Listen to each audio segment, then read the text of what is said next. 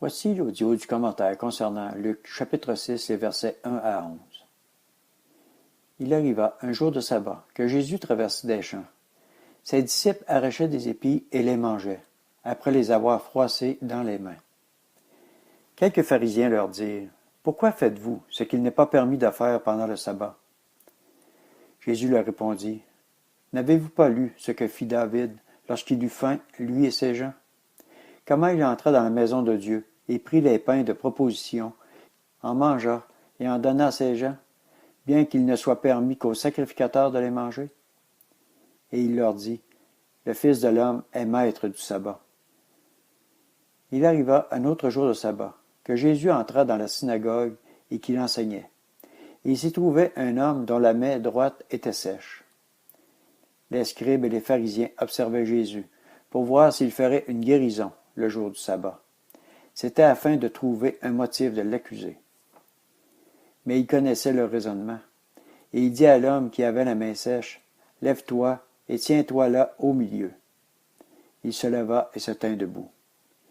Jésus leur dit, « Je vous le demande, est-il permis le jour de sabbat de faire du bien ou de faire du mal, de sauver une personne ou de la perdre? » Alors, promenant ses regards sur eux tous, il dit à l'homme, « Étends ta main. » Il le fit, et sa main devint saine.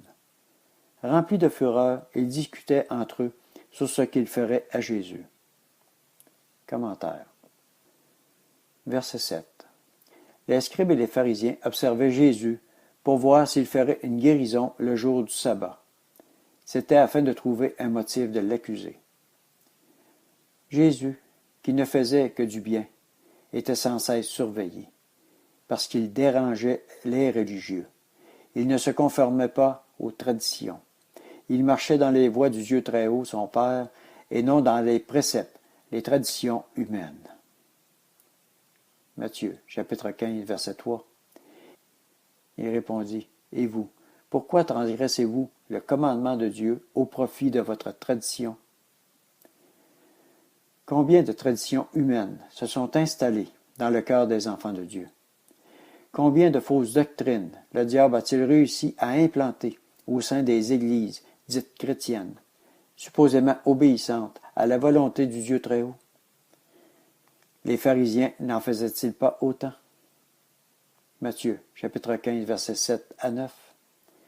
Hypocrite, Ésaïe a bien prophétisé sur vous, quand il a dit, « Ce peuple m'honore des lèvres, mais son cœur est très éloigné de moi. » C'est en vain qu'ils me rendent un culte en enseignant des doctrines qui ne sont que préceptes humains. Le diable sait très bien jouer sur l'orgueil de tout être humain qui gravit les échelons. Alors attention. Mais le Seigneur ne veut pas d'orgueilleux, mais des humbles qui marchent comme lui. Jean chapitre 13 et versets 16 et 17. En vérité, je vous le dis, le serviteur n'est pas plus grand que son Seigneur, ni l'apôtre plus grand que celui qui l'a envoyé.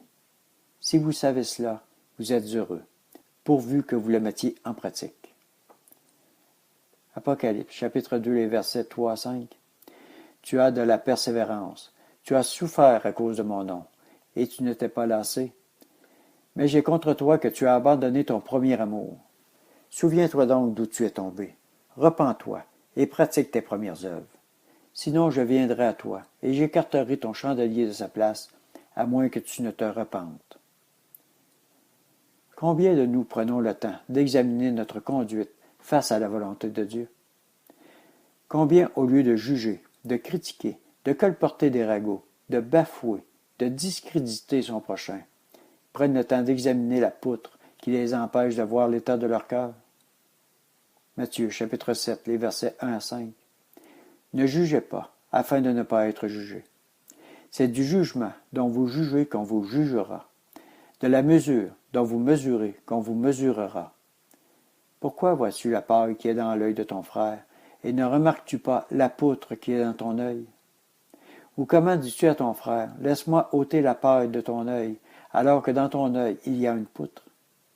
Hypocrite, ôte premièrement la poutre de ton œil, et alors tu verras comment ôter la paille de l'œil de ton frère.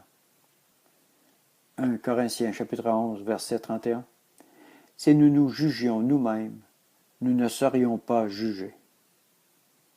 Jugeons-nous.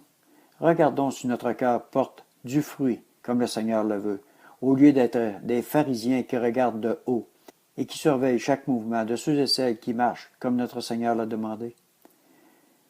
Qu'aucun ne se laisse entraîner par de faux raisonnements, par des faussetés qui sont à l'encontre de la parole, par des visions qui ne sont autre chose qu'un désir et non des révélations du Dieu très haut. Que chacun se surveille, car le Seigneur est proche, à la porte. Et nous aurons tous des comptes à rendre si notre conduite n'est pas selon sa volonté, son commandement, son amour. 2 Corinthiens, chapitre 5, les versets 10 et 11.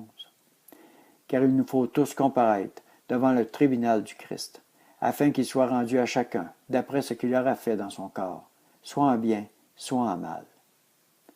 Connaissant donc la crainte du Seigneur, nous cherchons à convaincre les hommes.